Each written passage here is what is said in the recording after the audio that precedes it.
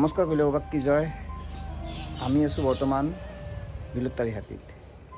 ৩৯ বছৰ বয়স তেওঁ সম্পূৰ্ণভাৱে চকুৰে দেখা নাপাইছে আগতে যদি দেখা পাইছিল এখন সৰু গুটিৰ দোকান আছিল কিন্তু লকডাউনৰ পিছৰ পৰাই তেওঁ সম্পূৰ্ণভাৱে দেখা নাপাইছে আৰু মই ভিতৰত নি আছোঁ তো বলক মই ভিডিঅ'টো আৰম্ভ কৰিছোঁ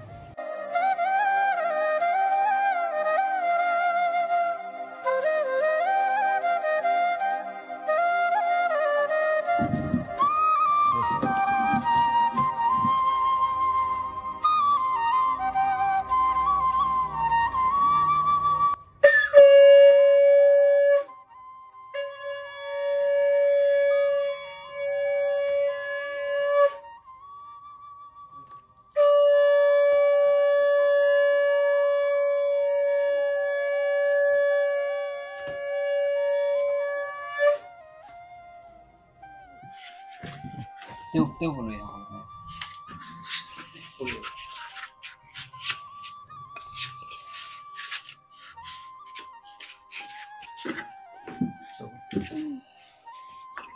আৰু আপোনালোকে দেখাই পাইছে এই দুৰ্ভগীয়া পৰিয়ালটোক বিলুপ্তাৰীহাটী ২ নম্বৰ ৱাৰ্ডৰ এফালে বায়েক আজি ৩ বছৰ আগতে পেৰালাইছিছ হৈছে আৰু ভায়েক লকডাউনৰ পিছৰ পৰাই সম্পূৰ্ণভাৱে দেখা নাপায়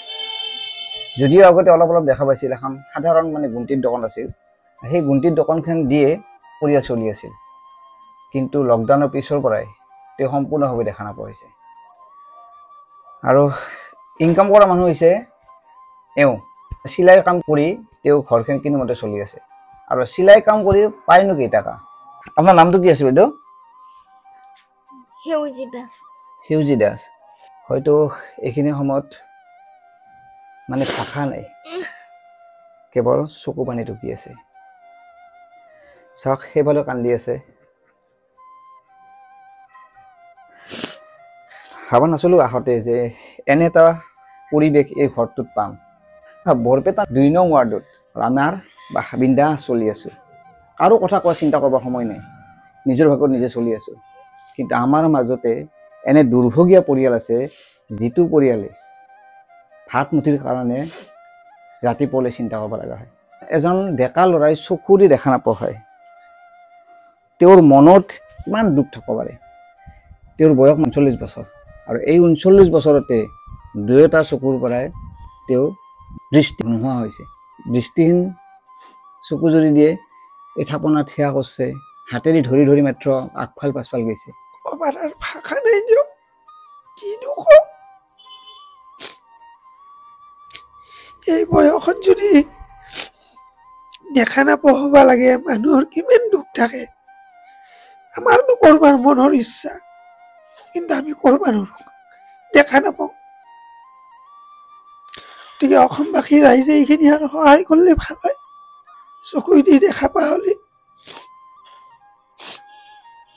চাব ভায়েক বিশ্বনাথ বায়েক বিশ্বনাথ সকলো ছোৱালীৰে এটা আশা থাকে যে মই ঘৰ এখনত যাই মোৰ সংসাৰখন কৰিম কিন্তু সংসাৰ গঢ়াটো বহুত দূৰৰ কথা আজি যিটো পৰিস্থিতিত এই ঘৰখন চলি আছে কি কম আপোনালোকে দেখাই পাই আছে কেৱল চকু পানী মানে ৰেচনৰ চাউলখিনি পাওঁ আৰু মানে এনেকৈ চলো কিমান কেজি পায় আপোনালোকে ৩৫ কেজি ৰেচনৰ চাউল ৩৫ কেজি পায় লঘন নপৰে কিন্তু সেই ভাতৰ লগত যি চব্জি মাছ আঞ্জা আমি খাওঁ তেওঁলোকে হয়তো নাপায় পায় নেকি এইটো কেতিয়াবা কামাই দিলে দিলি সেনেকান তেওঁৰ মুখৰ মাত নাই ভাতকেইটা আছে নিমখো কিবা ৫ টকাত নিমখ পায় কিন্তু মাছ মাংস এওঁলোকৰ কাৰণে সপোন কম আৰু ক'বাৰ ভাষাই নাই মানে কোনোমতে আৰু মানে চলি আছোঁ আৰু মানে ভাতকেইটা যেনিবা পাইছোঁ অকল ভাতকেইটা এনে তোমাৰ এই যি ইনকাম কৰা তুমি কেইটা পাবা মানে লেডিছৰ গোটেই কাপোৰ মই চিলাব নোৱাৰোঁ কিছুমান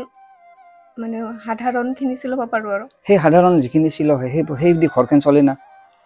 নচলে তথাপিতো আৰু মানে সেই বাইদেউকেও ঔষধত ১,০০০-১,২০০ টকা লাগে মাহত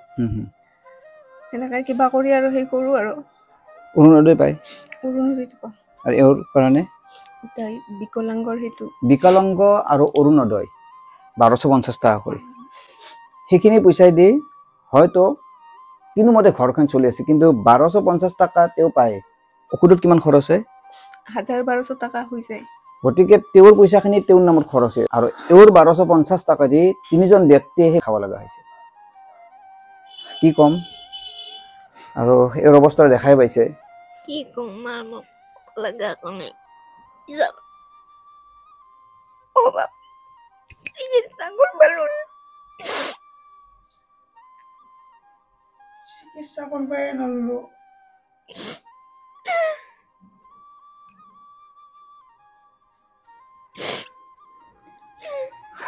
এওঁ কৈছে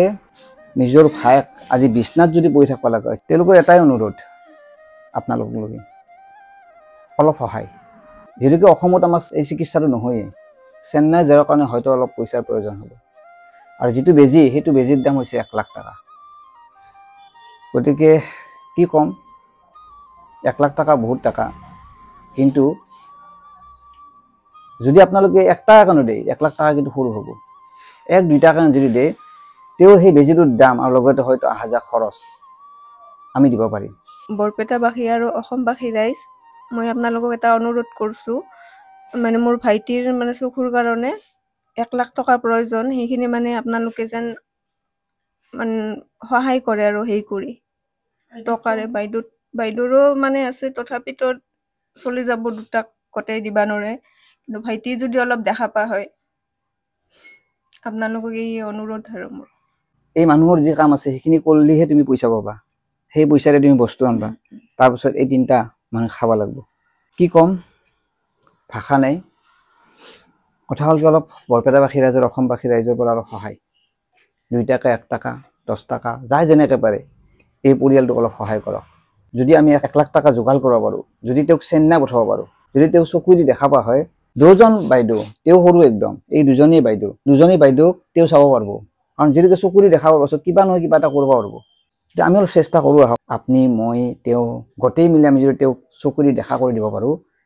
তাৰ পুণ্যৰ কাম কিন্তু একো হ'ব নোৱাৰে 10-20 যাই যেনেকৈ পাৰে অলপ সহায় কৰক যাতে তেওঁক আমি চেন্নাই পঠাই দিব পাৰোঁ আৰু যিটো বেজীৰ কথা কৈছে সেই বেজীটো দিয়াৰ পিছত যদি তেওঁ দেখা পা হয় তো চাওক আমাৰ কাৰণে কিমান ভাল কথা হ'ব গতিকে আমাৰ নিজৰো ঘৰ এখন আছে নিজৰো বাই ভনী আছে তো আপোনালোকে নিজৰ দাদা নিজৰ বাই ভনী বুলি 2-1 টাকা দিয়ক কি এনে কাম কৰা আমি কৈ দিয়াচোন মই চাদৰ মেখেলা আৰু নাইটি চাইটি এনে সৰু কৰোঁ বাকী পটি চটি লগাব পাৰোঁ আৰু গুঠনি লগাব পাৰোঁ তো এইখিনি কাম যদি আপোনালোকৰ কৰিব লগা থাকে তো আপোনালোকে দিয়ক বেলেগত দিয়ক কথা নাই তাৰে মাজেদি আপোনালোকে এওঁক দিয়ক আপোনালোকৰ যি 2-1 টাকা পাব সেই দিয়ে কিন্তু ঘৰখন চলিব মই তেওঁৰ ফোন নাম্বাৰ দি দিম আপোনালোকে যোগাযোগ কৰিব বিলুপ্তাৰিতে 2 নং ৱাৰ্ড তেওঁক ফোন কৰি আপুনি কাপোৰখিনি দি যাব আপোনালোকে সেনেকৈ সহায় কৰক মই অসমবাসী ৰাইজক বৰপেটাবাসী ৰাইজক অনুৰোধ কৰিছোঁ আপোনালোকে যিমান পাৰে যদি পইচা দিব নোৱাৰে কথা নাই যিমান পাৰে ভিডিঅ'টো শ্বেয়াৰ কৰক কোনোবা নহয় কোনোবা শ্বেয়াৰ কৰিলে 1 টাকা দিব 2 টাকা দিব 5 টাকা দিব এনেকৈ যদি লগ কৰি আমি 1 লাখ টাকা যোগাৰ কৰিব পাৰোঁ আৰু লগত অলপ আহা-যোৱা খৰচ আছে সেইখিনিও কৰিব লাগিব কিবা কামত যদি কৰিব পাৰোঁ তেওঁক আমি চেন্নাই পঠাব পাৰিম একজন দাদা আছে বৰপেটাৰে তেওঁৰ মটৰ পাৰ্চৰ দোকান আছে আৰু আমাৰ ৰাইনো ক্লাবৰ ধীৰাজ দা তেওঁলোকে মোক 500 টাকা দি থৈছিল তো 1000 টাকা ল'বচোন 1000 টাকা দিছে বৰপেটাবাসী আৰু অসমবাসীক মই অনুৰোধ কৰিছোঁ কিবা এটা সহায় বৰপেটাবাসী আৰু অসমবাসী ৰাইজক মই এইখিনি অনুৰোধ কৰিছোঁ যাতে আমাৰ ট্ৰিটমেণ্টখিনি যাতে হয় সেইখিনি আপোনালোকে আৰু আমাক সহায় কৰক আমাৰ আৰু ক'বাৰ ভাষা নাই নাকান্দ চাওক আপোনালোকে দেখা পাইছে এই পৰিয়ালটোক যিমান পাৰে শ্বেয়াৰ কৰক আৰু যাই যেনেকৈ পাৰে সহায় কৰক 1 টাকা 2 টাকা যেনেকৈ পাৰে আমি যদি ইমান মানুহ আছোঁ 1 টাকা 2 টাকা ল'লে 1 লাখ নহয় 2 লাখ টাকা হ'ব কিন্তু আপোনালোকে দিব লাগিব 1 টাকা দিয়াটো একো নহয় প্ৰত্যেকে দিয়কচোন বৰপেটাবাসী ৰাইজে 1 টাকা দিলে অসমবাসী ৰাইজে 1 টাকা পইচা ৰৈ যাব নাকান্দ তো মই ভিডিঅ'টো ইয়াতে সমাপ্ত কৰিম আৰু আপোনালোকে যিমান পাৰে ভিডিঅ'টো শ্বেয়াৰ কৰক যাতে আপোনালোকৰ এটা শ্বেয়াৰে আমি অলপ সহায় পাওঁ ধন্যবাদ